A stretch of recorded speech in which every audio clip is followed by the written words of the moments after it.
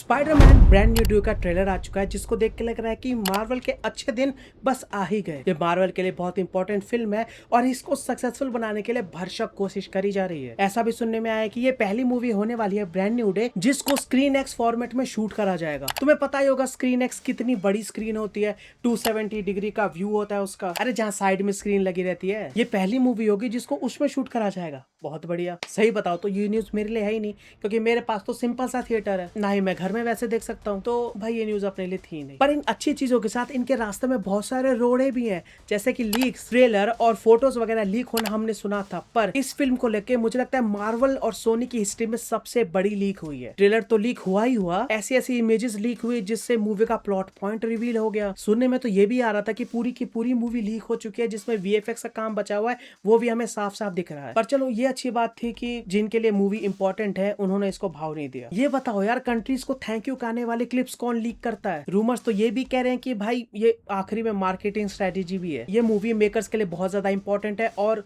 उन लोगों को किसी भी हाल में इसे सक्सेसफुल बनाना है, इसलिए ऐसे ऐसे कांड हो रहे हैं। क्या सच्चाई है वी नेवर नो, पर इस बात से तो कोई नहीं डिनाई कर सकता कि स्पाइडरमैन ब्रांड न्यू डे का ट्रेलर काफी कमाल का लग रहा है। I mean it's absolutely amazing. इसको देख के लग रहा है कि मूवी कैसी भी हो, तुम एक एंटरटेनिंग मूवी देख के बाहर निकलोगे। इस ट्रेलर से लग रहा है कि मूवी के अंदर तो विलन्स की भरमार होने वाली है, और वो भी कितनी इंटरेस्टिंग। स्कॉर्पियन हमें स्पाइडरमैन से लड़ते हुए दिखता है, हैंड लगता है कि स्पाइडरमैन के ऊपर हावी हो गए हैं, और हैंड वही जो लाल कपड़े में स्पाइडरमैन से लड़ाई कर रहे हैं। एक मिस्टीरियस एनिमी भी है इसके अंदर, जो कि मुझे लगता है स्पाइडरमैन मूवी का सबसे इंटरेस्टिंग पॉइंट होने वाला है। क्या है ये, क्यों है ये, कुछ समझ नहीं आ रहा है।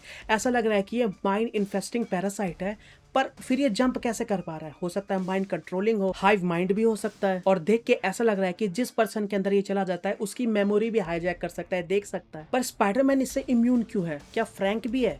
फ्रैंक के ऊपर भी तो वहां भी हो सकती है, पर ऐसा लग रहा है पूरी मूवी के अंदर सिर्फ वही उसकी मदद कर रहा है, तो शायद वो भी इम्यून है। हो सकता है कि उसके माइंड अभी राइट प्लेस पे नहीं है, इतना ज्यादा स्ट्रांग है उसका माइंड की वो पैरासाइट उसको कंट्रोल नहीं कर पा रहा। पर स्पाइडर के साथ ऐसा क्यों हो रहा है? तो यहाँ पे एक थ्योरी आती है, जिससे पहले 2-3 बातें मैं क्लियर कर दूं, उसके बाद फिर से इस पे बात करेंगे। इसके अलावा मूवी के अंदर 2-3 और इंटरेस्टिंग पॉइंट है, जैसे कि सेडी सिंह का कैरेक्टर, उसके बारे में हमें कुछ भी नहीं बताया गया। इंटरनेट के ऊपर रूमर्स और थ्योरीज तो हैं, पर फिलहाल हमें उसके बारे में कुछ भी नहीं पता, और ट्रेलर में सिर्फ 2-3 ही झलक उसकी दिखी है। फ्रंट से सिर्फ एक झलक है, जिसमें ज्यादा कुछ दिखाई भी नहीं दे रहा। वो है ना, हुडी डाल के वो ऐसे कर रही है, वो सेडी सिंह का कैरेक्टर ही है, उसको इतना छुपा के रखा जा रहा है, तो भाई काफी इंटरेस्टिंग कैरेक्टर होना चाहिए। उसके बाद आता है ब्रूस बैनर वगैरह, वो भी देखने में बढ़िया लग रहा है। उसने जैसे हल्क को कंट्रोल कर रखा है, और जब वो आएगा भाई वो तबाही मचाने वाला है। मुझे लगता है एज ऑफ अल्ट्रॉन में जो उसका पागल वाला वर्जन दिखा था, वैसे ही कुछ हमें यहाँ देखने को मिलेगा। उनकी चेज इंटरेस्टिंग लग रही है। ट्रेलर के लास्ट में सीन है कि स्पाइडरमैन ने अपने जाले से हल्क को एक कमरे के अंदर बंद कर दिया है।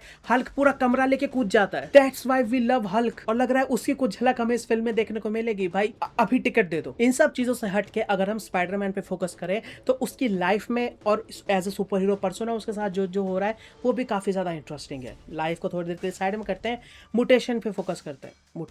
म्यूटेशन भाई, म्यूटेशन ने उसे टोबी मैगवायर का स्पाइडरमैन बना दिया है। अब उसको उस गैजेट्स की जरूरत नहीं है, उसके शरीर से ही जाले निकल रहे हैं, और वो भी इतने स्ट्रॉन्ग कि भाई हल्क तक को रोक दिया है। वो तो दीवारें कमजोर थी, नहीं तो हल्क आजाद नहीं हो पाता। हाथ से जाला निकल रहा है, आंखें काली हो चुकी है, और जाला इतना ज्यादा मजबूत है कि स्वॉर्ड पे चिपक के स्वॉर्ड तोड़ दिया। इससे पहले वाले ट्रेलर में देखा था ना, इसमें भी एक शॉट है जब वो हैंड से लड़ रहा है, ऊपर से कूद के आता है, ऐसा देखने में लग रहा है कि पूरे शरीर से जाला निकाल के सबको चिपका दिया, पर पता है वो हाथ से ही निकलेगा, पर इतनी अमाउंट में। तो यहाँ पे वो थ्योरी वाली बात आती है, उस मिस्टीरियस एनिमी से अपना स्पाइडरमैन इम्यून है क्योंकि उसके साथ ये म्यूटेशन हो रही है, या फिर उस एनिमी के वजह से ही स्पाइडरमैन के साथ ये म्यूटेशन हो रही है। दोनों में से कोई भी पॉसिबल हो सकता है, और मुझे लगता है कि पहले वाले ऑप्शन की पॉसिबिलिटी ज्यादा है, या हो सकता है कोई तीसरा रीजन भी हो। तुम्हारे क्या थ्योरीज है इसके ऊपर, नीचे कमेंट्स में जरूर बताना। इसके अलावा स्पाइडरमैन की जो रियल लाइफ है एमजे वाली, वो भी काफी इंटरेस्टिंग लग रही है। ह्यूमर वगैरह भी बढ़िया लग रहा है। जो मार्वल का टिपिकल कॉमेडी हम लोग एक्सपेक्ट करते हैं, वो इस ट्रेलर में दिख रहा है। ब्रूस बैनर और पीटर पार्कर की जो कन्वर्सेशन है, वो भी बहुत